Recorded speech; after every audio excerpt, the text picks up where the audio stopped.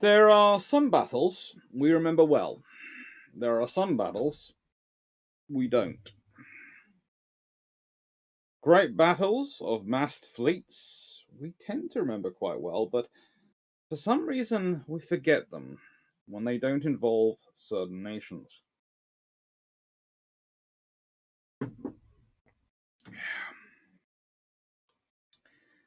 The Battle of Diu is one of those battles. It's a forgotten Trafalgar. And as such, the Battle of Diu is certainly an example of this. Diu takes place in 1509. It takes place 79 years before the Battle of the Armada. It takes place 296 years before the Battle of Trafalgar. It takes place 62 years before the Battle of Lepanto, and I'm doing that from memory.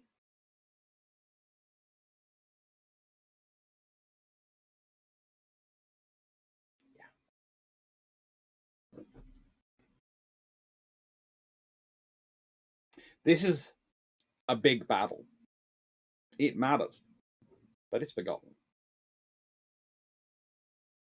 If I start talking to students about a Battle of Trafalgar, most history students at least, will have an idea what I'm talking about. Most students usually do have an idea, although sometimes they do get the places wrong. One of them actually thought it was in central London once, because that's where Trafalgar Square is, so that must be where the battle was. Which I don't really blame them for, because it's not their background. But the Battle of Diu, I start talking about this, and people go, "Ooh, well, there was a massive battle. Where did it take place? Indian Ocean. Big naval battles, Indian Ocean, in the early 16th century. What are you talking about, Dr. Clarke?" Yes, the Battle of Diu. And on one side, we have the Portuguese. And when I say we are on one side, we have the Portuguese, it's kind of interesting because they are backed up by a privateer of the Vijayanagar Empire, who also tends to work for the Portuguese Empire, called Timoji. An interesting person. I'm never quite sure what exactly he ascribes to, but at one point he's leading a force of 2,000 mercenaries and has command of at least 14 ships.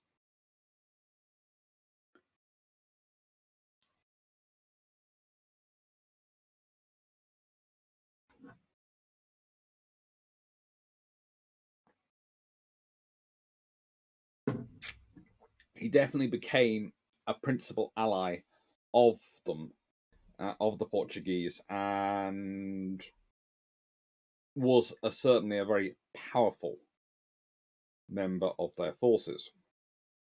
Let's be honest, anyone who can offer you 2,000 troops to back you up in your, of course, conquests and actually understands local dialects and power plays and knows who the people are is kind of useful.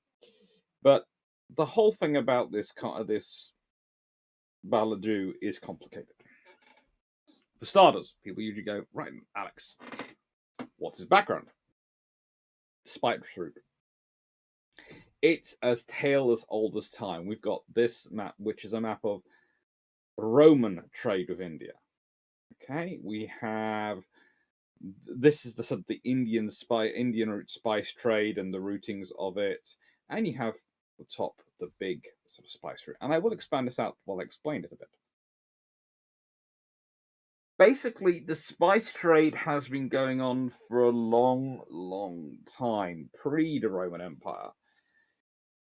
And it's very rich. And if you're a stable government which controls places along the route, or even an unstable government that controls places along the route, you can start taxing these merchants because they are rich. And you can control the trade. And if you're other people at various points along the route, you might want to try and divert the route so it can go round people. Now, you'll see there is a major overland route, which for many years went through the Persian Empire and then the Roman, later on the Byzantine Empire. Eventually, you have the Ottoman Empire grow up. But mostly, when we're talking about the spice routes and the battles, we're dealing with the stuff from India to the west.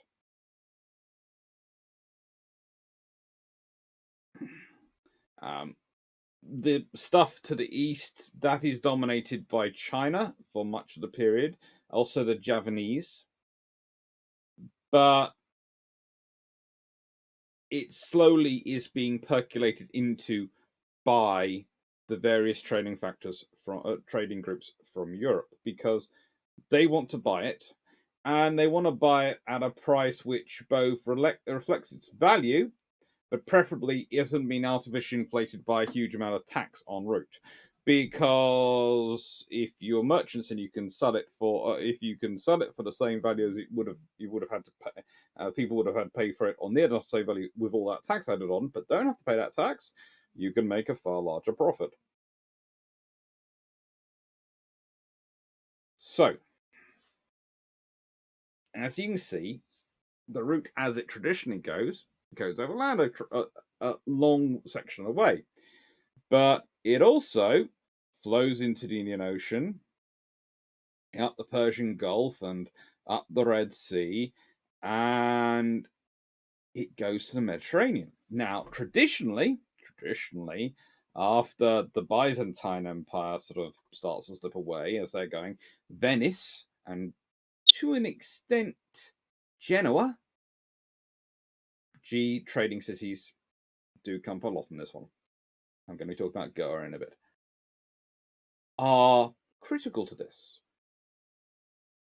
They take on bringing the trade, and that's what Venice's entire economy is based on: going and getting the spices from the Eastern Mediterranean and bringing them to the Western Mediterranean. Woohoo! And when you're bringing the money across, you can then take crusaders the other way, and either way you can do the banking for them. It's brilliant. You can make money at every single turn if you run that trade correctly. However, Venice might have had its economy entirely based on this and entirely been based on this growth industry. Everyone wants spices, everyone wants dyes, everyone wants silk, everyone wants all these things. When you talk about the spice route, the silk route, all these things follow pretty much the same roads, the same caravans, the trade route. And it's a lot of money. It is a lot of money. And if you're wondering what goes back the other way, trust me, there are goods going back the other way. You're a very poor merchant if you bring goods from one direction and only take the money and then take the money back. Because money doesn't make you more money. And on the route you have to spend it, but also you've got the conversion of currencies and the debates of that issue and their value. Whereas if you can take goods in one direction, sell it for the local currency, and then buy goods which are wanted back there, back where you came from, and that local currency, and then sell them for a profit, you can make profits at both ends. That's the way you get rich.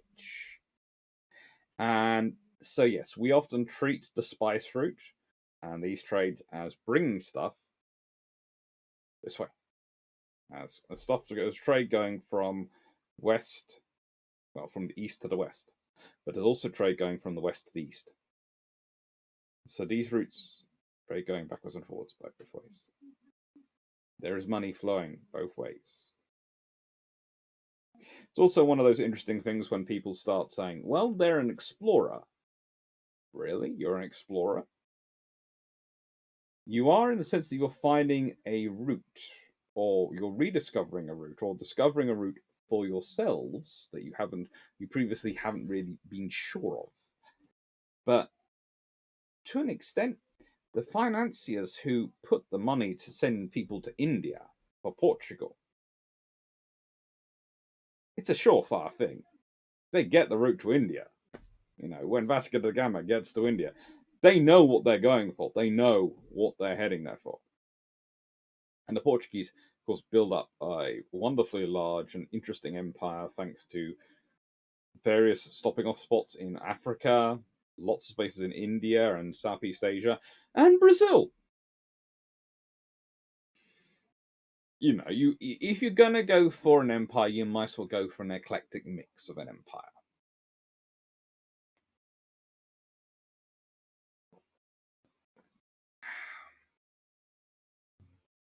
Well, you might. Might as well. It's it's interesting. And the first person that gets India from the Portuguese is, of course, Vasco da Gama, who is a pretty cool character. Honestly, not possibly someone you want at the dinner table in the evening, but that's mainly because the guy would never shut up about what he'd achieved. Which, again, you can understand, because you've got to be very proud of what you've achieved. You have to be. But there is a point at which you probably go, can we change the subject?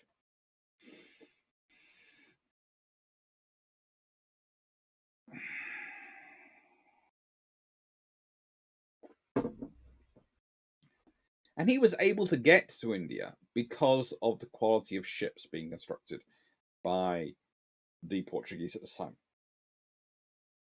There is a difference between Mediterranean build and Atlantic build. There is a difference between the Portuguese Gran Carracks and Caravals, which they sort of build for going on the Atlantic and going on these massive voyages, and the ones built to fight in the Mediterranean. And that's something you have to think about, because if you're building a ship to sail the Mediterranean, it can tend to be built lighter and, to an extent, slightly smaller than the ones which are built to go round, I don't know, the Cape. That's always fun to go round. There are seasonal sailings. They do want to try and hit them at the best time. They don't want to go round in the middle of the South Atlantic winter. No one likes that idea. The South Atlantic winter is not a good time to go round the Cape. No! They try to avoid it.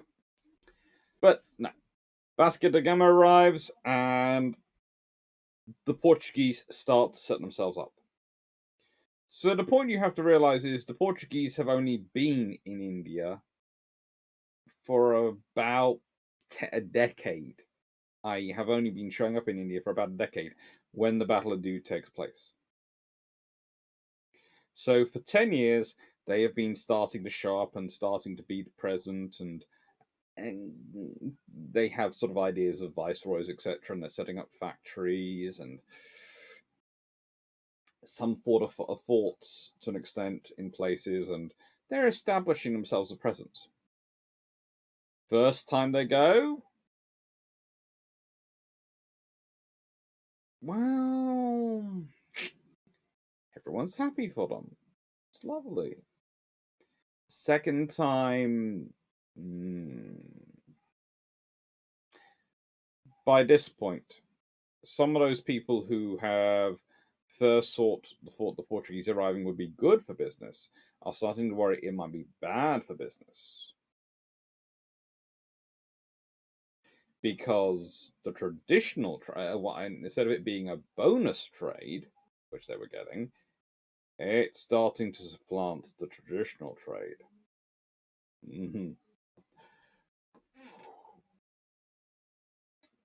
And you'll notice the first place they really sort of get to is Calicut. And Calicut is important in this. So, there is the Treaty of Tordesillas, 1494. Now, you're probably thinking, Alex, but this is before Vasco da Gama's voyage, so shouldn't this have come beforehand? Not really. Because here is the problem. I mentioned Venice and Genoa earlier. They are both Catholic powers in Italy, city-states. Not that far from Rome. One would expect the Vatican would consider them important in these matters. When it comes to dividing up the world, they don't give any section to Genoa or to Venice. Now, you can say, well, that's because they did a line and this, so that, they haven't divided, given the Mediterranean to them. Yes, this is true. This is all true. By the way, this is the treaty which gives Brazil to Portugal. I'm sure the Spanish were so happy with that one. Divides up Australia, even though none of them really realised Australia was there. Poor Australia. But if you consider the Western Catholic powers have basically got a treaty which means that the Eastern or even Italian Catholic powers have to pay them homage, or at least trade with them for this area. This is their world. The Pope has gone, this is your part of the world. It's a nice thing to do for the Portuguese and the Spanish. Not a nice thing to do if you're not Portuguese or Spanish. Now, again, why are Portugal, why are Spain invested in this? Because the spice route, that trade, the Silk Route, whatever we want to call these roads, economic roads, they are valuable. The money you can get is valuable. And if instead of paying tax on all these goods elsewhere, you can circumvent all those nations, all those states, stop paying tax on them, and take the trade around Africa and back to Portugal. So that now the source for these goods is you have to buy it from Portugal. Then guess where the tax is paid? Portugal. And it's a very rich king, very happy king at that point. And queen. Believe it or not, there were times in which Spain felt they had got the far worse deal in the treaty. When they found out that Portugal had got India, they were really upset. Because remember, the whole reason for going to what eventually became South America, etc., and Columbus's voyages, was to find a route to India. That was the rich place they were hunting for. Because they knew that had money. Yeah. They won't get... This is the thing. You have to explain this to people sometimes. They are not going exploring because they want to find what's in the unknown. No, they want to find another route to the known. Bankers and investors tend to not give you money to go off and spend it when you might find nothing. However, if they think there's a good chance that if you do find it, you'll find something freaking lucrative, they are very happy. So, off they frigating went.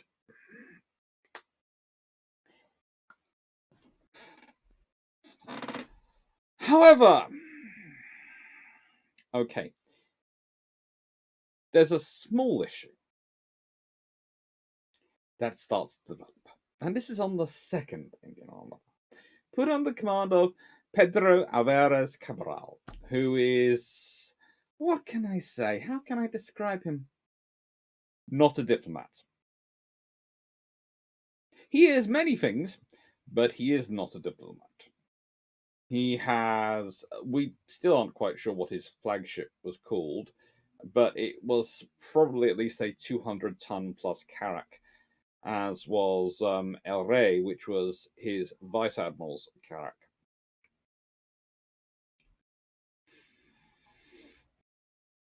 They lost some ships at the Cape of Good Hope, but they had an interesting voyage out there. They managed to wander all sorts of places.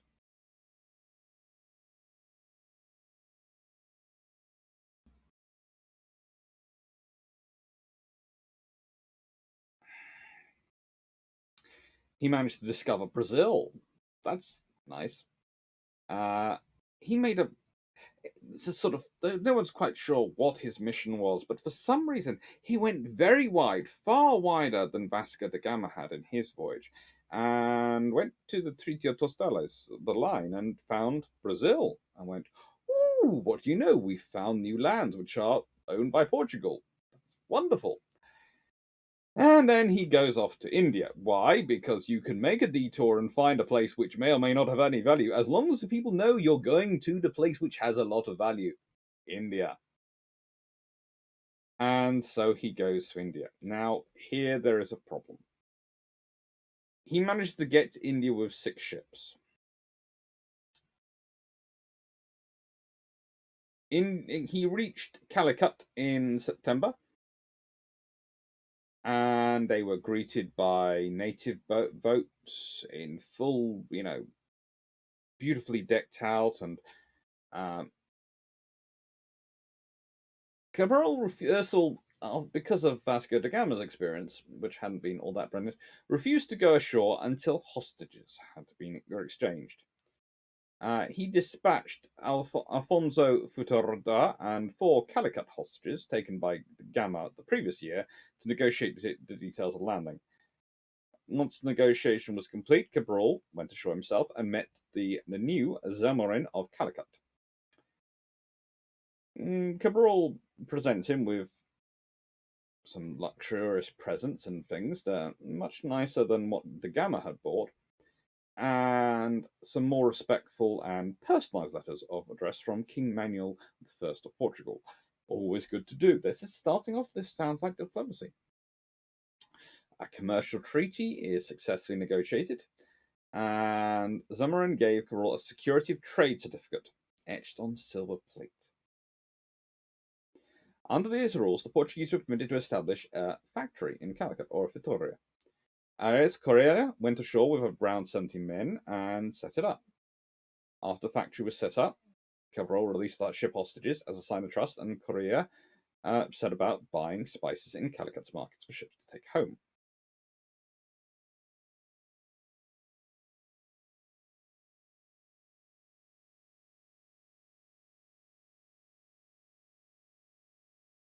Now, he goes even further in trying to build up good relations with Zamorin. When Zamorin sort of dispatches a request that Arab merchants, allied with the rival state of Cochin, were returning from Cairo with a cargo of war elephants destined for the Sultan of Cambrai, claiming it to be illegal contraband. That's Zamorin asked Cabral to intercept them. Well, Cabral thinks this is a bit strange, but okay, fine. I'll go and intercept them. He sends one of his caravels under Pedro de Altande to capture it.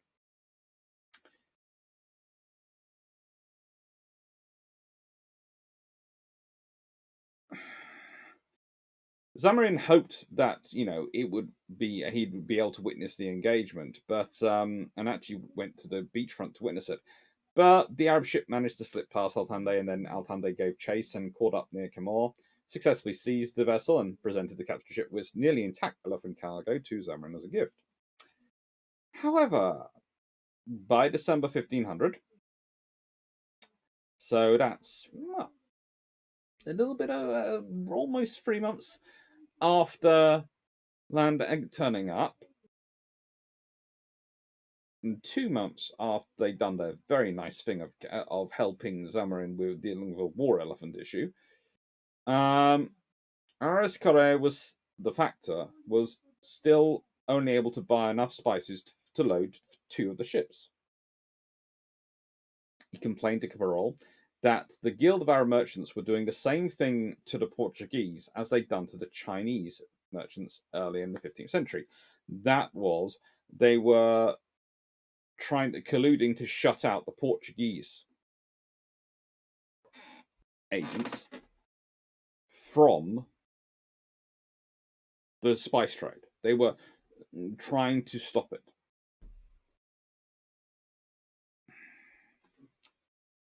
Cabral goes to Zamarin and requested he crack down on the Arab Merchant Guild or enforce Portuguese priority in the spice markets, as the treaty had said.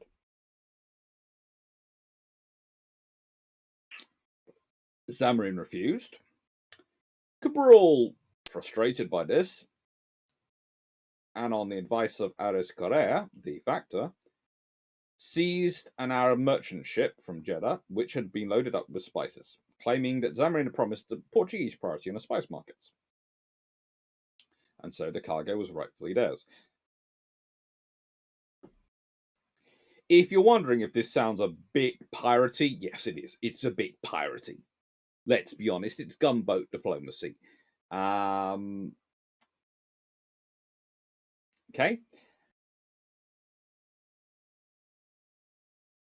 Incensed, the Arab merchants, we are just doing commercial things to block you out. You're now actually using your weapons against us? That's terrible.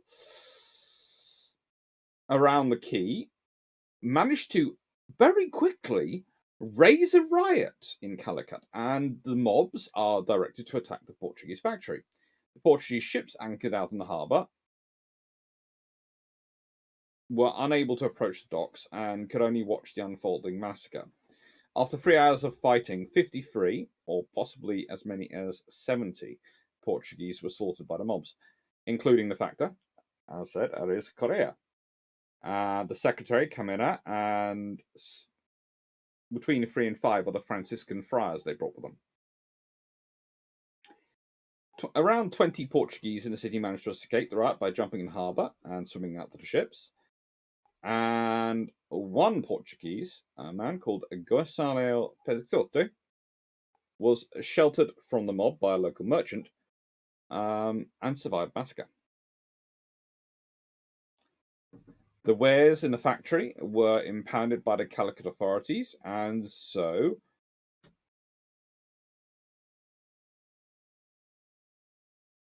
Cabral gets really quite upset. He waits 1 day for address by Zamarin. He thinks, in the nicest way, there's been a riot in your city. You should have stopped the riot. Da-da-da-da-da. They both feel the other's at fault. Honestly, if the sensible solution for Zamarin would have been to go to the merchants and go, look, I know you don't want to commit their trade, and I understand this, and I know you're giving me a lot of money. But they have big guns. So why don't we massage us a bit? I'm sure you can come up with a way to sort this out equitably. But no. So the Portuguese seized 10 Arab merchant ships, then in harbour, because Zamarin didn't apologise. They confiscated the ship's cargoes, killed the crews, and burned their ships.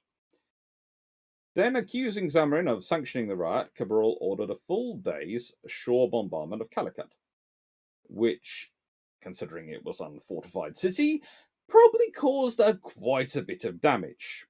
Again, they have big guns. You are a very brave nation, but what do you think was going to happen? It's not right, but this is this is the scenario you're dealing with. Calicut casualties reach up to 600, possibly a lot more than that, considering when fires were started.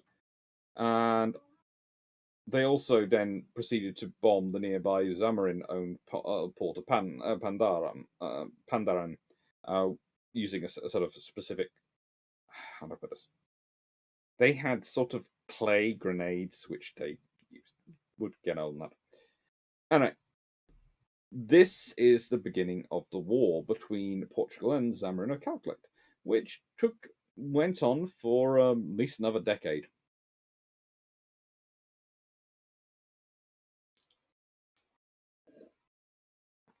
Unsurprisingly now, let's see. Here is the first bigger.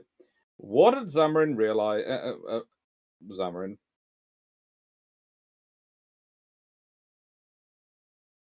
What had he revealed to Cabral? He told him who his biggest enemy was, the Cochin.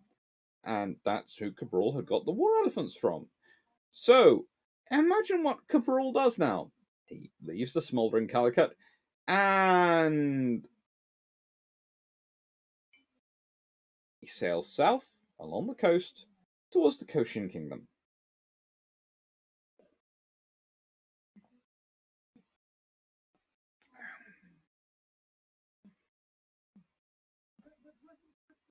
And, well, you've just bombarded our biggest enemy.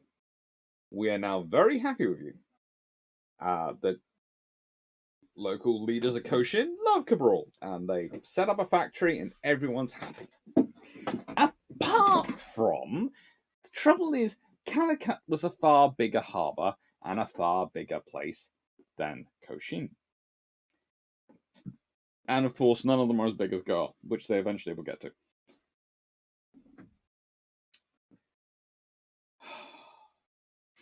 Cabral goes home. He tells everyone what's happened. He's also now worked out that Hindus, rather than being a version of Christians, because they find in a place called Kranganore, established communities of Malabari Jews and Syrian Christians, they decide that the Hindus are actually heathen idolaters, not another form of Christianity, which they previously considered they might be. They thought they'd been a different version of Christianity, which was nice because that meant they weren't. But in a way, because that meant they weren't trying to kill them all. We'll leave that to one side. What they end up doing though is going, well, we like the Hindus anyway. We don't like the Ottomans. We like the Hindus. So here are some key personalities. Manuel the First, with his second wife. He's the king of Portugal at the time. How do I describe Manuel? Well, let's see. Whilst he's king, they discover the maritime route to India, Vasco da Gama. They discover Brazil with Cabral, of course. There's the discovery of Labrador by Gaspar Miguel Cortaril, and he appoints the first viceroy of India, Francisco de Almeida. And then comes along this guy after Almeida, and Almeida is going to be one we're going to be talking about because he gets royally upset in the Indian Ocean. He really does get upset. And that is Alfonso de Albuquerque, who basically takes over pretty much a large chunk of the Indian Ocean for the Portuguese. The capture of Malacca in modern-day Malaysia, of course, captures Aden, captures Ormuz. There's just, how do I put this? He managed to get a lot of money. He is a man who is pretty much always painted in doing some sort of pious thing, praying to God in some way, and all these things. And yet, he is, without doubt,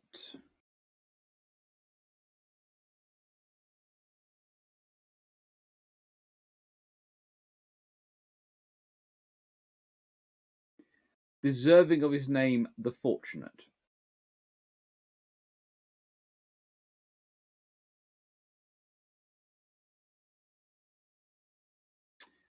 Yes, he does die from the Black Plague, but, he rules 1495 to 1521. He is on the throne for 26 years in Portuguese royal family politics. That's an eon. Now, Albuquerque. So why is Alfonso de Albuquerque coming up? Because he's not going to feature much in the story, apart from the fact that de Almada will ignore him completely at one point. But he is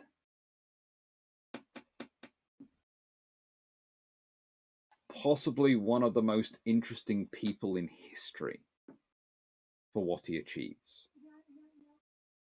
He turns up in the Indian Ocean with a scratch force and has never got a scratch force, more than really a scratch force. And he's just the succession of conquest after conquest after conquest.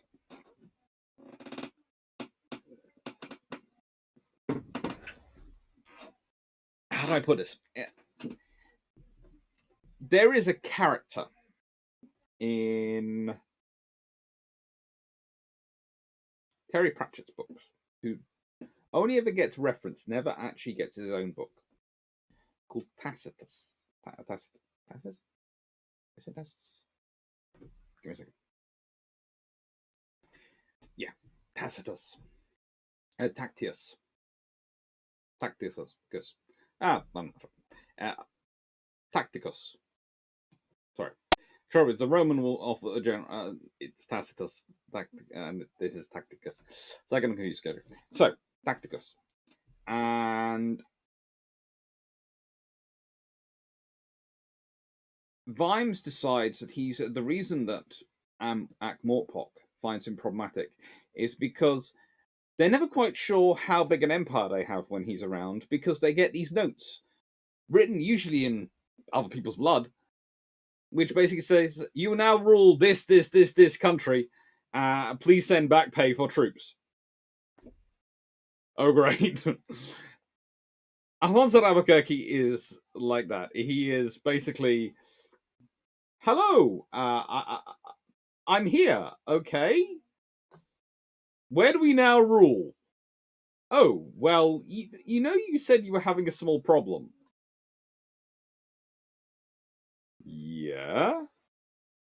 I was having a small problem with the Ottoman Empire. Don't worry about them. Don't worry. You don't have to worry about them now. What have you done now? Well, I've taken over their trade routes. All of them. Oh, and by the way, I've circumnavigated them and found a way around them completely. And we can get around this route and this route. He's that kind of helpful admiral. Oh. Actually, though, in one of the issues that you see as a problem in Portuguese politics, they end up conspiring against him, and he ends up, when he dies, he's worried that he's not. He's fallen out. Feels he's fallen out of favor with the king and everything, and and then the king basically realizes the strategic situation well, sends another message out that no, he's supposed to be in command of everything out there, but by the time he arrives, he's already dead. And the king then is very, very upset about it. Oh, I've lost my best general. Heaps awards on his son. Changes Alfonso's son's name to Alfonso. Alfonso hadn't called his son Alfonso, but no, the king, Emmanuel, I will rename your son Alfonso.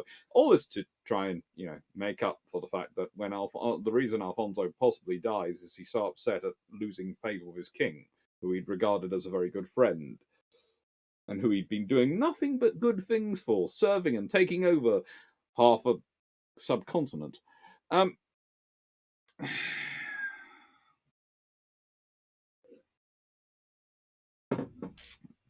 He got bored. He decided he wanted a subcontinent. Key alliance personalities. Well, we have Clarke, the Zamorin. Now, in nicest way, I put that picture in there, but that picture is painted such a long time after he's actually around. I have no faith in it being realistic at all in any shape or form. But it's interesting to see how people in the 19th century were imagining the Indian subcontinent in the 15th century and early 16th.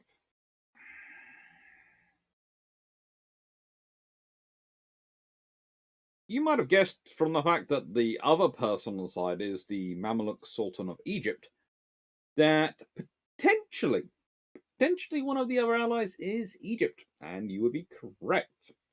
The Egyptian navy is quite a powerful force, and again, what does the Mamluk Sultan of Egypt depend upon for his finances?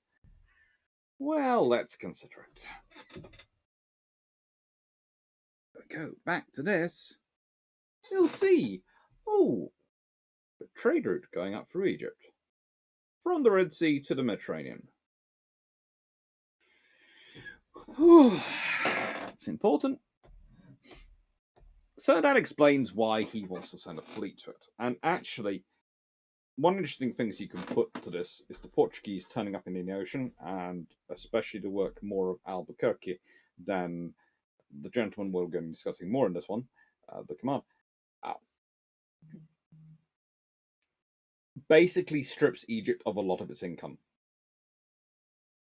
Egypt is at its richest at any point when it is able to charge for things going through it.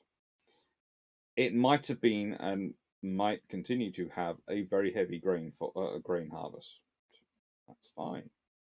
Nowadays, they also have a massive tourist industry, which is lovely. But the thing is, traditionally, Egypt's main financial income has been trade.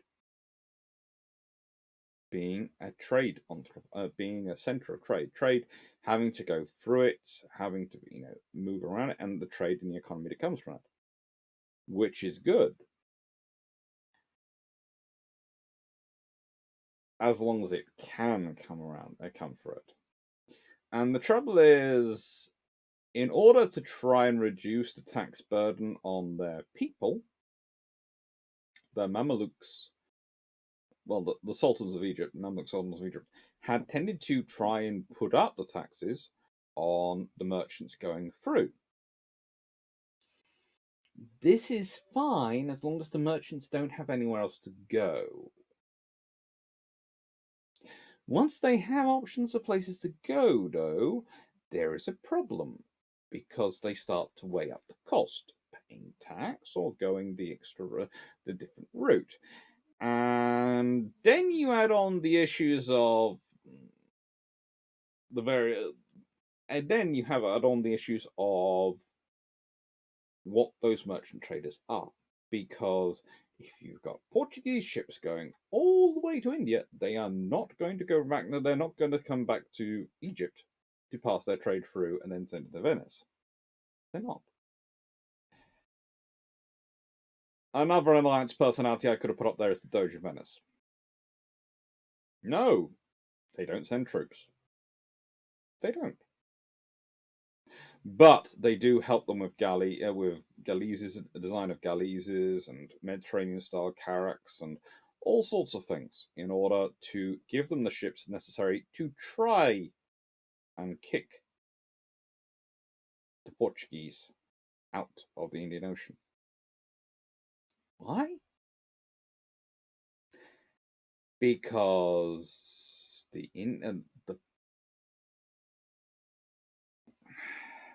because Venice doesn't want this either. Genoa also supplies stuff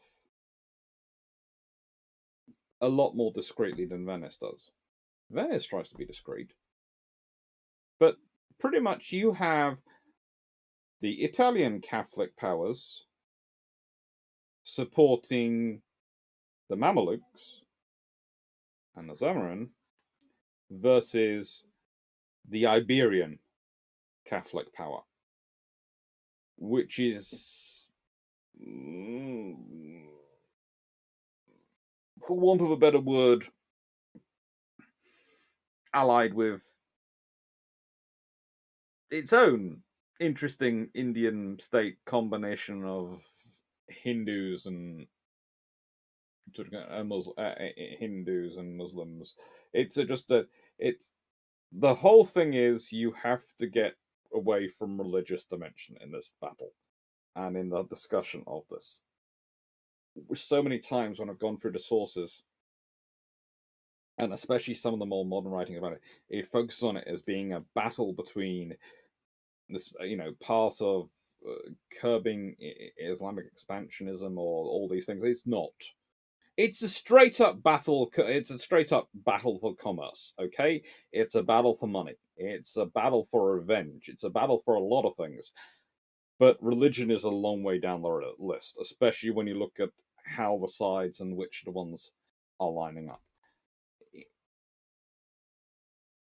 Religion is probably being used as a totem, but it's yay, we are doing this for this good reason, because we don't want to omit all the financial money grubbing reasons. We want to cloak it in this apparently good, respectable reason thing, rather than actually it being the reason for us doing anything.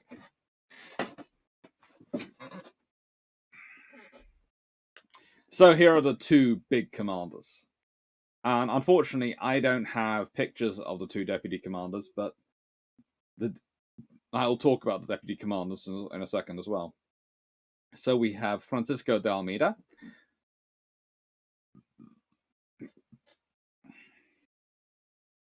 Interesting looking gentleman. And Kunjali Maraka at Visha, of Kunjali Makara at the Visha machine. The bust of Kunjali Makaraka. Sorry. I keep mucking up pronouncing his name. Anyway, he is the admiral of the fleet of Zamarin.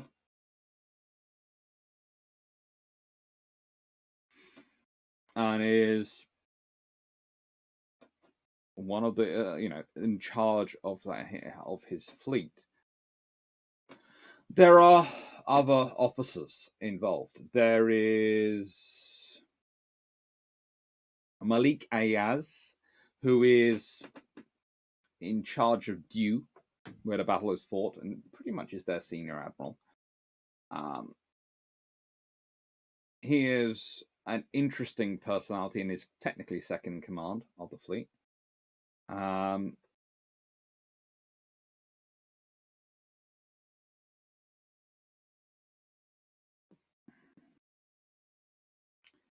And then on the side of the Portuguese, I've already mentioned Timoji, the privateer who served the Vijayangara Empire and the Portuguese Empire. I have got to get someone else to do these pronunciations for me sometime. Always claimed to be born in Goa and to escape the city after its conquest by Adil Shapiri, Adil Shah of Bijapur in 1496. We're never quite sure of his origins. They have a fun time, let's say.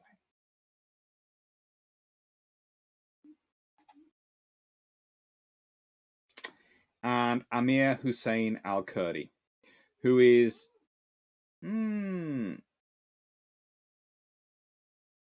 most senior of the Egyptian admirals and the one who takes command as the leadership post. But again, I have no picture of him, which is not unusual.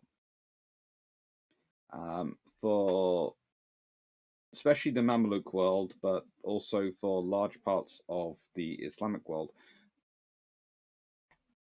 you don't have pictures of the people. Which is understandable, but is also annoying when I'm trying to put these graphics together. Oh. Yes, I know. Terrible. 21st century historian problems.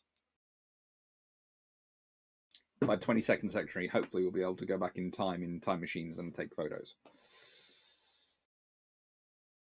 he was the senior admiral of the Mamluk fleet and in charge, theoretically. I always say theoretically. The actual command in the Battle of Jew seems to be interesting. And also the way some of them end. Oh, good lord.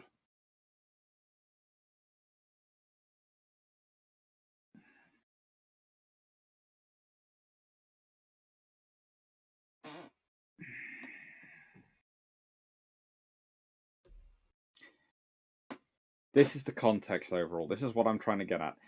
This entire fleet, this entire battle, this operation is over the trade. And it's over trying to take as much trade as you can, which is going by this route, and especially this route, to go south around Africa. That, and up. That is its purpose. It's about money. It's about control of trade. This is a mercantilist view of the world. But it's also a sort of capitalist view as well going on. And this is the trouble with mercantilism and capitalism, that they have a lot of interesting parts and overlaps. Mercantilism is about control of things, and therefore you control it so you can make money off it. You control this land, you control this trade, you make money from it. Capitalism allows pretty much anyone to invest in order to get the money from it, which is good, but it's all about getting the money out of the trade. And that's the thing which really links mercantilism and capitalism together. It's all about money from trade, which is, I always find it funny when people go, oh, these things want war. They don't. War interrupts trade. No one wants war. So, there had been a few battles already. And the first battle takes place in March 1508, and that is the Battle of Schul. Now, the Schul are led by Lorenzo de Almeida, the son of Dom Francisco de Almeida. And this was not just selected because you're the son of, you're the boss, so you should be in charge. No, he's actually quite a capable commander in his own right. He had won the Battle of, and I will expand this so I can read it, the Battle of Cannoneau in 1506, and established the settlement in Ceylon in 1505. So he is an experienced commander. He's been commanding disparate squadrons for a few years. However, in 1508, the Mamluk fleet, under the command of Amir Hussein al-Kurdi, had arrived with Malik Ayaz, the naval commander of Diu. The battle went on for 2 days, and the Mamluk fleet wasn't winning. In fact, to call this a Pyrrhic victory for the Mamluk fleet in the case of Schul, is to underplay it dramatically. Eventually, Ayaz got fed up of seeing the Mamluks being beaten up, and so sailed in leading his own galleys. Almeida's ships decided that they had to get away from this one because these galleys actually looked like they knew what they were doing. And unfortunately, Almeida is sunk. He's covering the withdrawal of his ships with his own ship, and it gets caught at the entrance of the harbour and gets sunk. And Almeida.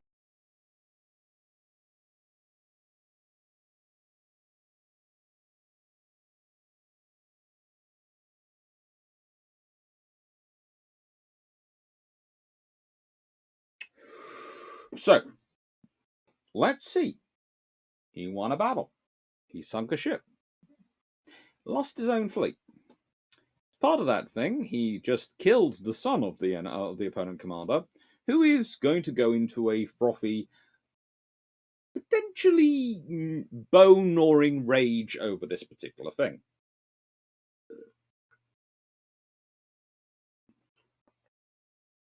Anyone see a small problem in this battle? Okay, anyone?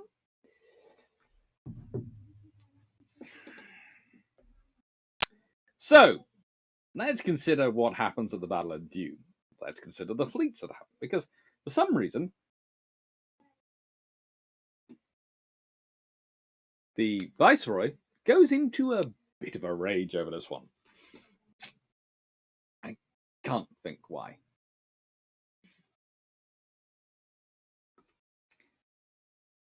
The fleets that are going to come there, well, there are 6 Mediterranean carracks and 6 galleys under the command of Amir Hussein, who's technically in command of the combined fleet.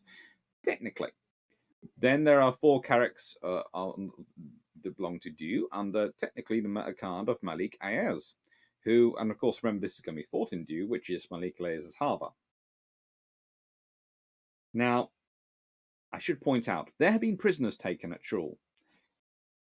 Ayaz doesn't trust Hussein with them. He doesn't trust him with them at all. Takes them under his own personal command, puts them under his own personal office. Hussein is so short of money, he can't afford to argue that one, but also he ends up having to sell his cannon to Ayaz in order to pay his crews. Or sell or lease, there's a debate on what the exact terminology of, but there is something problematic going on here. 30 light galleys are due under technically the command of Sidi Ali, but he reports to Malik Ayaz. And between 70 and 150 warboats of Calicut under Kanjari Maraka. Of course, these are Zamarin's ones. So, my first thinking would be this is an interesting scenario to have. Theoretically, this is quite a large capable fleet. Let's be honest. That is theoretically 46 larger vessels and possibly as many as 150 smaller vessels. Now, what I find interesting here is the Portuguese fleet is listed out, but we are fairly certain that the very nice pirate was also around at various points, Timoji, but he may not have been involved in this actual battle. He may have just been off causing trouble elsewhere. But the Portuguese fleet, well, they are 5 large now, or the large Portuguese Atlantic carrack, which includes the Flor de Mar, the Espirito Santo, the Belgium, the Rio Grande, the Tafora Grande. 4 smaller ones, Tafora Peregrina, Santa Antonia, Rio Pequena, and Andronia. And then we have the various 4-rigged caravels, etc., going down there. Interesting enough, we actually have a ship which we know its commander of, Alvaro Pasana, but we don't know its name of. So theoretically, that is, at its maximum, 196 ships versus 18.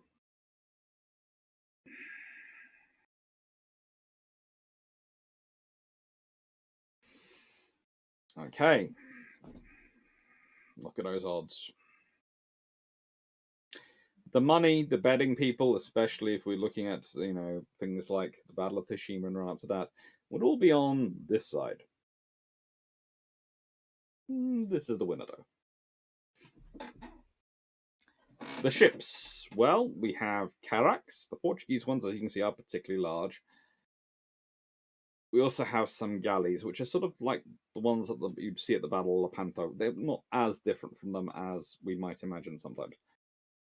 Stylistically, yes, but in form, no. With cannons fore and aft, yes, but banks of oars in the middle, so they don't have a broadside, which means ultimately they can bring less metal to bear.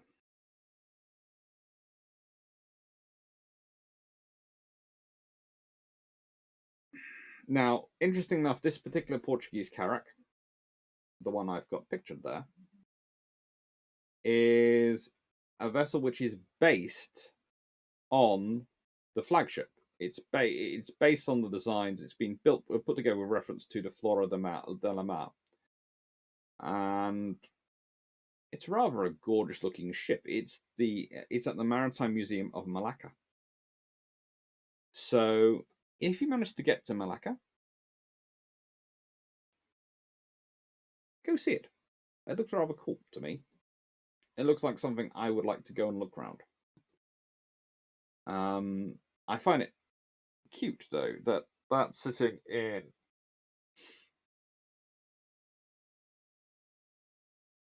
Malaysia. Sorry, I was trying to remember. For some reason, I was going Singapore. No, it's Malaysia, isn't it? It's Malaysia. Why are you putting it in Malacca and Singapore are Singapore? It's separate place. It's in Malaysia. Yet it's not sitting back in Portugal, but it's rather good looking, and it's definitely would be worth visiting if you're over there. Anyway, so let's consider the approach.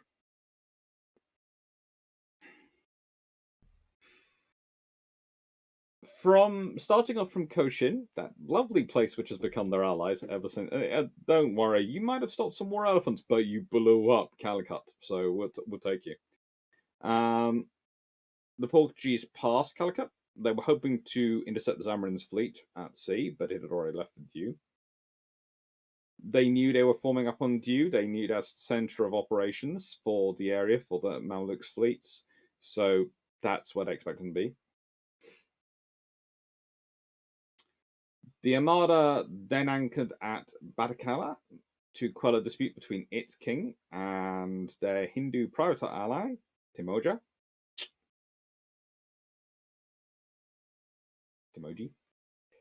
And in Hanover, the Portuguese met with him himself. He informs the viceroy of, this is, of course, Don Francisco de Almeida,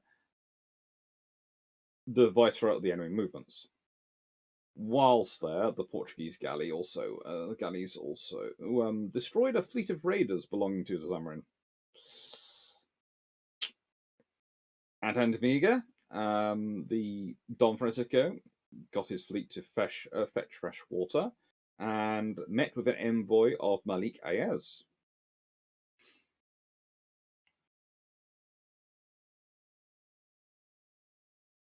And they were attacked by the ore ships of the city of Dabul.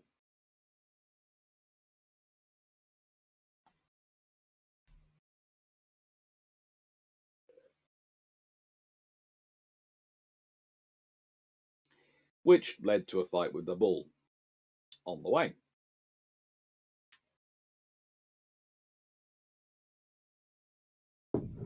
The city was razed.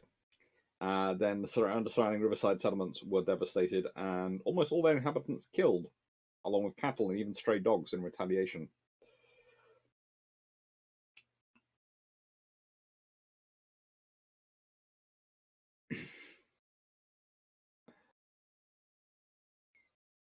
Anyway, from Dabul, the Portuguese went to Shaw, where Don Francisco ordered the governor of the town to prepare a tribute to be collected on the return from Diu.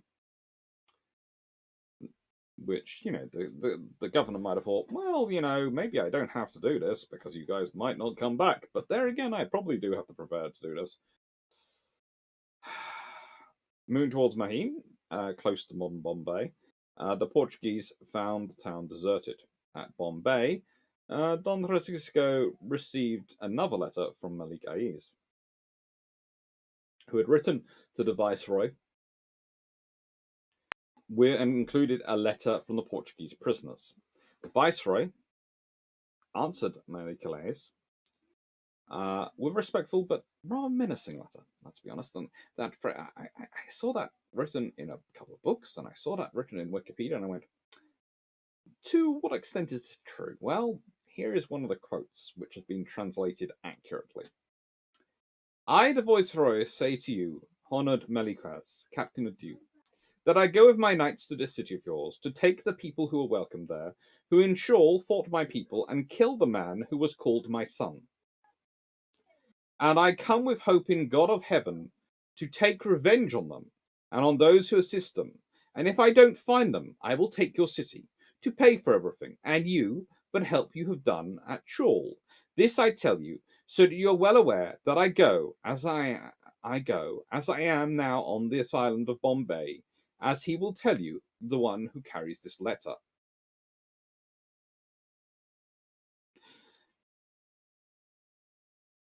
Slightly father coming along for revenge, I'm thinking.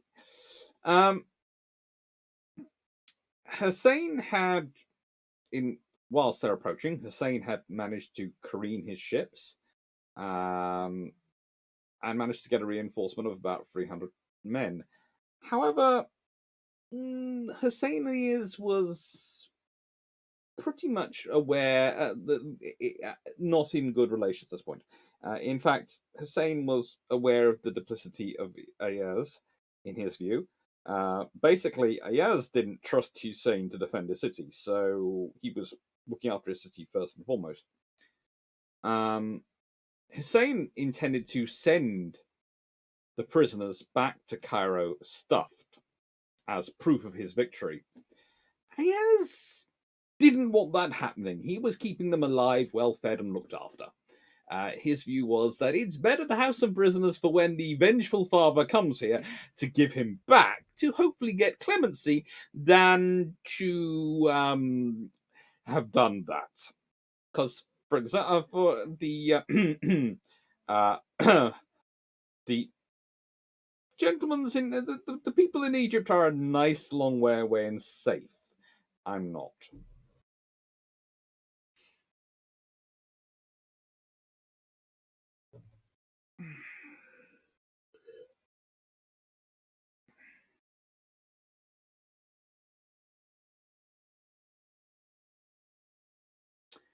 So, put it this way. At this point, before we even get to the battle,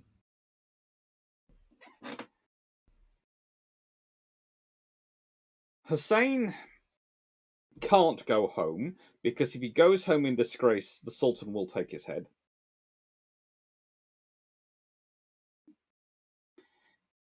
He needs reinforcements again, so if he moves around too much, those reinforcements might not find him if they're even sent. But he also doesn't trust where he's staying because he doesn't trust Ayaz, because Ayaz is playing not for the grand powers, but for preservation of his own city against a very heavily armed, vengeful force coming his way. In contrast, Ayaz, well, if he turns on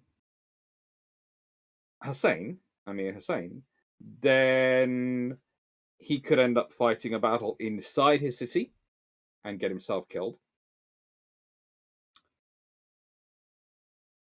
But if he fights the Portuguese, his whole city could be destroyed. And let's be honest, Ayaz is probably the best of the admirals involved in this fight. I would certainly put a lot more money on him being the smartest guy in the room if they were all having a meeting around the table than any of the others.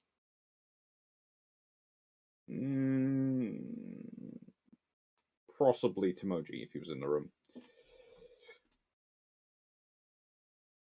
Anyway. 2nd of February 1509, so yesterday, when I'm recording this, because I'm recording this on the 3rd of February and I'm going to be doing a live on the 3rd of February, the Portuguese sighted Dew from atop the crow's nests. As they approached, Ayaz withdrew from the city, leaving overall command to Hussein. He ordered his warships to sally out and harass the Portuguese fleet before they had time to recover from the journey, but they did not pass beyond the range of the fortress's cannons.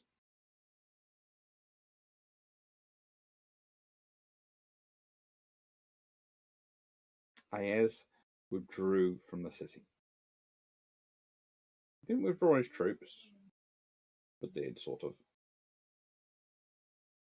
But he withdrew from the city.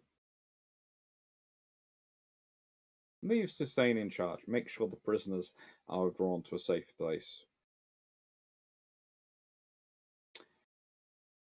As the day of the 3rd of February 1509 breaks, the Portuguese could see that the Alliance fleet had decided to take advantage of the harbour Dew, protected by its fort, and latched their carracks and galleys together close to shore and await the Portuguese attack.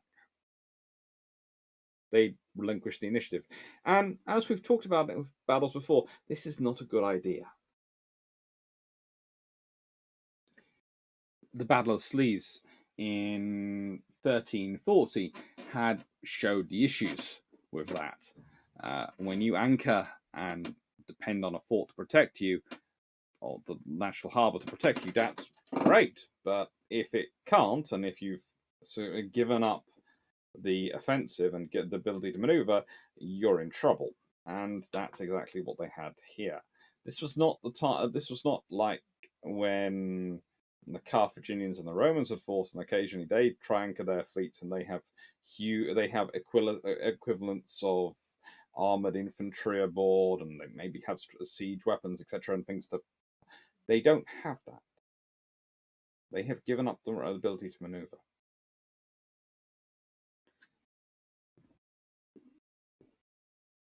As a result, Almeida decides to divide his forces into four. One group would go to board the Mamluk carracks after a preliminary bombardment. Another would attack the stationary Mamluk galleys from the flank. Another bombardment group that would support the rest of the fleet, and the flagship itself, which would not participate in the boarding, but position itself in a convenient position to direct the battle and support with its firepower. They also had the Santo Antonio, the Brigantine, would sit back to ensure communications.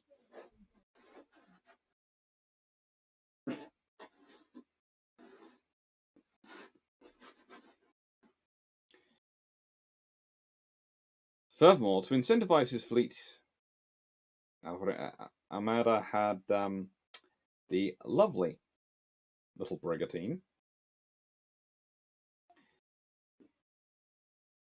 Santo Antonio, go through the speech, delivering the Viceroy's speech. And he detailed the reasons they should fight the battle, the rewards to be granted in case of victory, the right to sack, knighthood to all soldiers, nobility to the knights. Criminals banished from the realm would be pardoned, and slaves would receive the condition of squires if they were freed within a year. Good times. Anyway, they were helped by the wind. It turned at roughly 11 a.m., and so the banner was hoisted atop the Fleur de Mar, and a single shot fired, which signaled the start of a battle. That's often they do.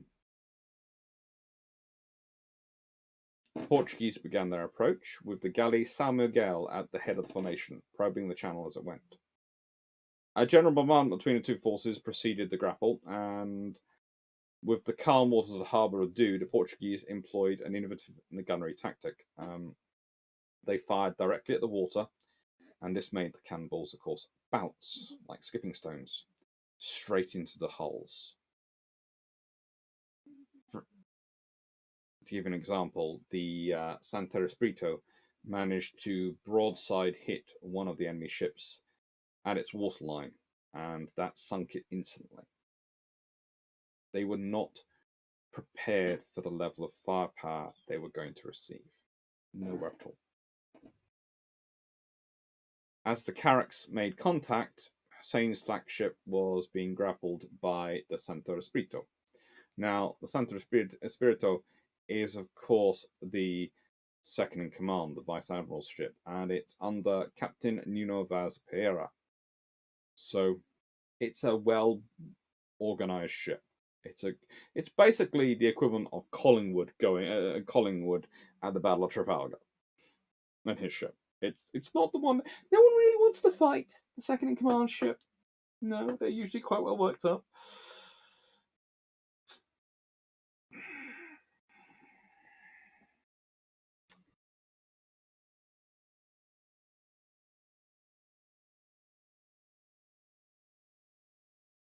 The flagship was almost taken, and then another Mamluk carrack came to its aid, trying to board the Santo Espirito from the opposite side. And the Gujarati soldiers were especially important. They were distributed across the ships, and they were capable of overwhelming the heavily armored Portuguese infantry. However, Rui Pereira was killed, but the Re Grande slammed against the free side of the Hussein ship and delivered needed reinforcements. Basically, you have the flagship and the Santa Espirito, and then another Mamluk ship comes up this side, but another Portuguese ship comes in from this side, so yay.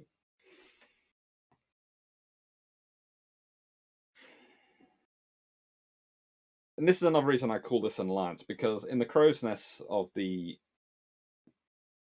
alliance fleet, they have Ethiopian Turkish bowmen who are trying to beat off against the Portuguese matchlock crews. However, a lot of the mercenaries were also not prepared to fight. This was a whole level of firepower beyond that which they were used to. And they were mercenaries. And remember, mercenaries fight for money. And what had Hussein been short of? Money.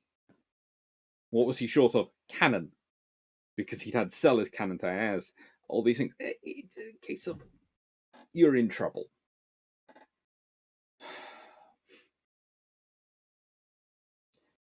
Hussein had expected the Portuguese to commit their forces to grapple. And so he'd kept the light warships back within the channels, as you can see on this map, to attack the Portuguese from behind when they got close. However, the captain of the Fleur de Mar spotted this.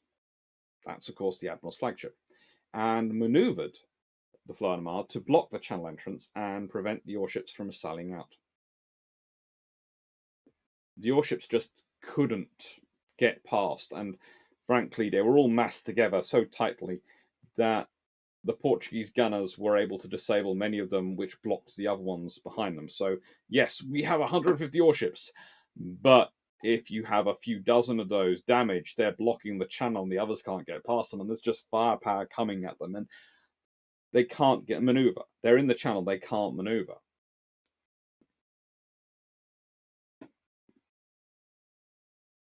Meanwhile, the caravels and the galleys grappled the flanks of the stationary enemy galleys, and from this the Portuguese ones, of course, grappling the Alliance ones. And the trouble is, if you're on the flank of a galley, its guns can't respond. They can't fire at you because they're bow and stern, and they can't cover the middle. And whilst the initial Portuguese results are repelled, once the Portuguese start salvoing, the galley's decks are swept, and then they set them adrift, and then they take them as they wish.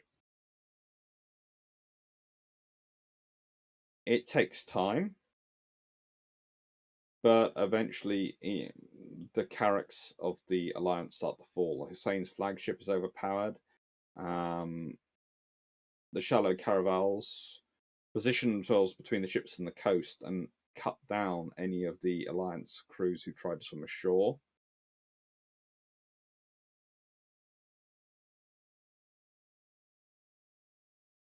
The only single ship that remained was a great carrack, larger than any other of the vessels in the battle, and that had been anchored too close to shore for most of the deep draft Portuguese vessels to reach. It had a reinforced hull, an Atlantic-style hull, which had proved so far impervious to Portuguese cannon fire, and it took a continuous bombardment from the whole fleet to sink it. And that, when it went down at dusk, was the end of the Battle of Diu.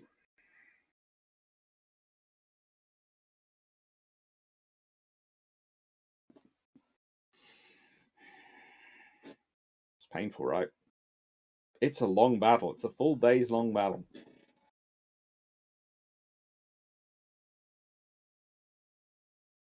And we're saying they come with some quite smart ideas, let's be honest. It sounds smart to mass your oared vessels in a place where they can swing in behind your enemy. But the trouble is, it's kind of obvious where they are. I'm not sure whether there's a place you could really hide them. I've looked at it on map and I'm not really sure you could, but It would seem to me like something which you would want to have hidden somewhere, so they could come up with a tide, perhaps, or something.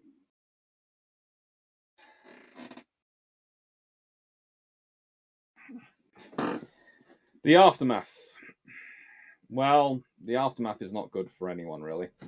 The only one who lives a long time and dies happily and peacefully in his bed is Malik Ali's, who dies in 1522. So, Malik, good.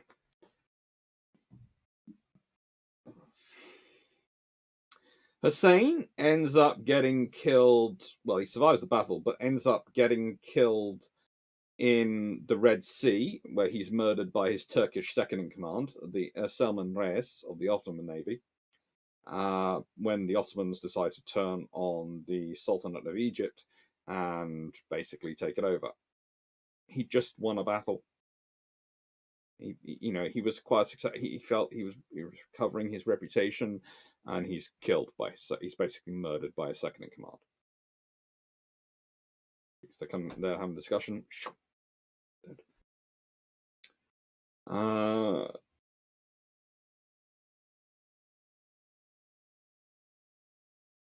Hayes, of course, have managed to secure quite a lot of protections by having those prisoners and returning them to the Portuguese and making sure they've been saved. After the battle, Hayes returned the prisoners taken at Shul, well dressed and fed. As such, Don Francisco refuses to take overdue, claiming it would be too expensive to maintain, but signed the trade agreement with Hayes and opened the Fitoria, a factory in the city. The Portuguese wouldn't actually get to build a fortress or anything in Hayes and in the city until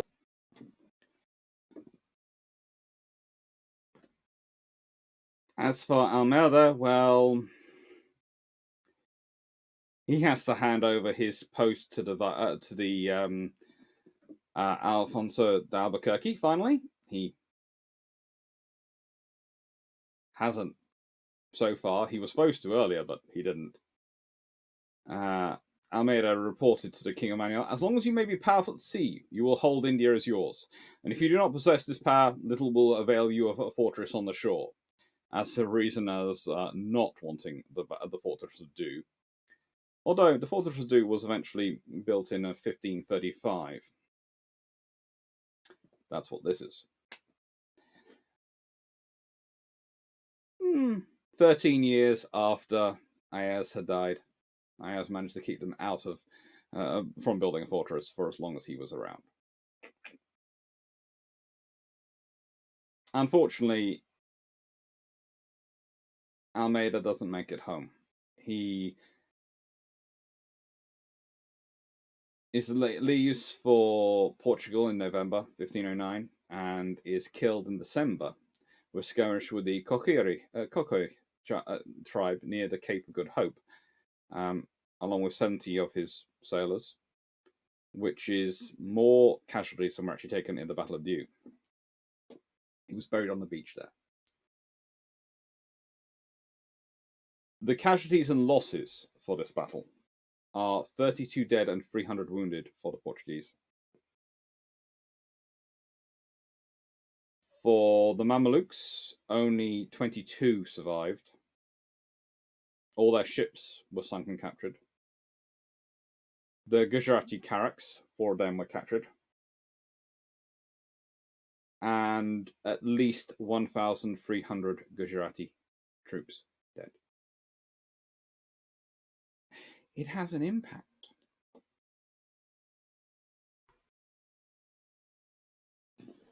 What's the legacy? Well, the legacy is slightly more problematic. The legacy has short-term and long-term. Short-term, the Mamluk Empire collapses. It does. Long-term, It's established a precedent for how you gain trade in the Far East and around the world. Long term, it means that for people like Britain and Netherlands, they have a precedent for how to get power in the world.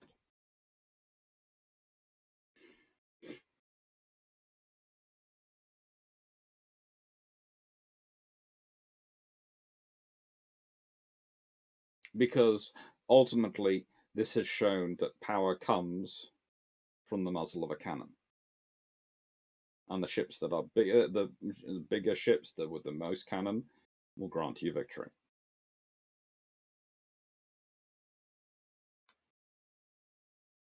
Also, now the trade routes are known.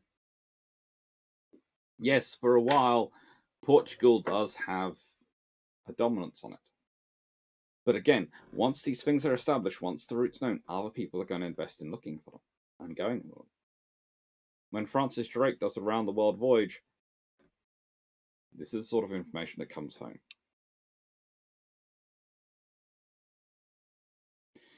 So the legacy is the expansion of. I wouldn't say, I would never be so Eurocentric as to call it European warfare. But I would say to call it the coming age of Mediterranean Atlantic naval warfare has expanded. And there are going to be nations which can keep up with it and nations which can't. And the reason most nations won't be able to keep up with it, and honestly, what sets the precedent for the age of empire, etc., is not so much industrial base, but the cost of setting it up. It's the infrastructure, it's the industry, it's the investment you have to put at the beginning. And if you already have commitments, those are hard things to justify. It's one of the reasons why the world sort of changes at this is because countries, when they're already in power, have a lot of costs. Investing in the next generation is expensive. It's something which countries which are rising and want to be powerful will tend to justify, but countries which are powerful will go, well, we don't need to do that. We've got all this power already, we don't need it. We don't need it. Countries go for a phase when they can become settling. Now, some countries don't ever really reach that phase. They can do other things. Britain, good example, it's sort of weird in how the British sort of dropped down the ranks. Mostly because they're a small, we're not the world's biggest island, certainly not Australia. And there's an argument as to whether we should have been up there in the first place, but we managed to be up there by dint of effort and dint of commitment. Once we start committing to internal, more than external, and we don't want to justify the expense, and especially in the Cold War, the legacy of the Cold War and the focus of the army and the Rhine, if you hadn't had that as a commitment, you might well be seeing a different Britain in the world at the moment. Britain sort of drops down. But if you look at empires prior to that, which have dropped down, usually they drop down because either they lose wars and they don't want to keep paying for the new. They don't have the money, therefore, to invest because they've lost the war, to invest in technology which would allow them to get them back on top, or because they lose interest in them.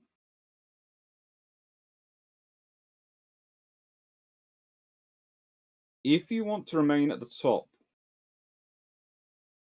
in control of the trade routes, you have to be prepared to invest in it. Doing more of the same doesn't keep you on the top.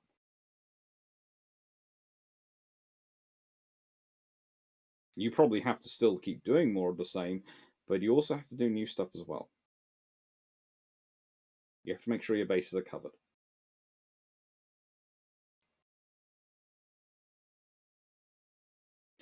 The legacy of the Battle of Doom, finally. The legacy of the Battle of Doom is that the European fleets were there to stay. And with them now being there to stay, they start to become more and more of a feature of Indian Ocean politics. Eventually, you get the Dutch showing up, then you get the French and the British showing up. You have all of these factors being part of it, and European politics start to feature in Indian politics, and Indian politics start to feature in European politics, and the Indian Ocean and the wider Indian Ocean Maritime Trade Network starts to feature.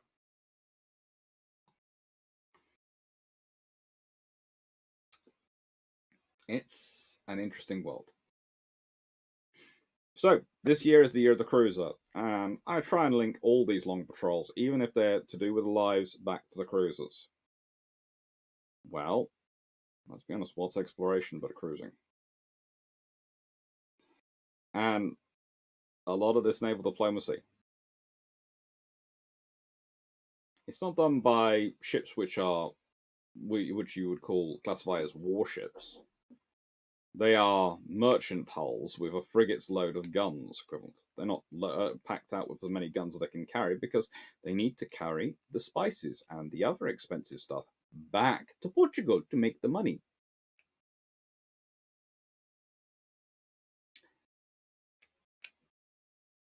Anyway, next week coming out on Tuesday, we have the Brahma class of the Kaiserlich Marine, which I'm looking forward to discussing with you. And what do we have coming up next week in terms of lives? We have Lord Charles's Beresford on his birthday, which I hope you will enjoy. And we should be having at Brewship 69 the announcement of, well, what are being contested for the lives. Hope you enjoy those. Right. Take care, everyone. Hope you have fun and hope you enjoyed this video.